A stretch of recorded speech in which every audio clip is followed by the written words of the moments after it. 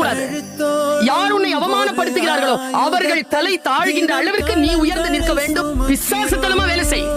தேவதையாக எல்லாவற்றையும் அனுபவிக்கலாம். ஏதேனும் அவமானம் உங்களுக்கு நேர்ந்தால் அங்க வந்து நீங்க அதை லேடரா மாத்துங்க.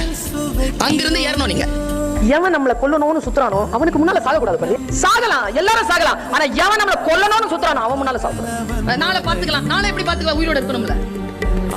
இருந்தாலும் அந்த மைண்ட் வரணும்ல, அந்த எனர்ஜி வரும். அந்த ஸ்பாட்ல அந்த நிமிடத்துல ஜெயிக்கணும். அதுக்கு பேர் தான் ஜெயிக்கிறது. அம்மா சொல்லுவாங்க, காட்டு வழியா போறியா, ஒரு பூவையோ கனியையோ பாக்குறியா, அறுத்துரு, திரும்பி வரும்போது பாத்துக்கலாம் அப்படி விடாத.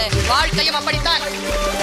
என்ன முடியுமோ அவ்வளவு பறிச்சு உருளி எடுத்துட்டு வெளியில ஓடிடும். நாலேஜ் அப்படி வாங்கிட்டு போய்கிட்டே. எத்தனை பேர் தோல்வி அடைந்திருக்கிறீர்கள்? நாளை என்று தள்ளி போட்டுட்டு ஜெயிக்கிறவங்களுக்கு உங்களுக்கும் இருக்கக்கூடிய ஒரே வித்தியாசம், காலத்தால் அவன் பயிர் செய்தான், நீ காலத்தை கைவிட்டு விட்டு பிறகு பார்த்துக் கொள்ளலாம் என்று இருந்தாய். மகிழ்ந்திருக்கு. வாழ்க்கையின் உயிரோடு இருக்கக்கூடிய வினாடிகளே மகிழ்வதற்காக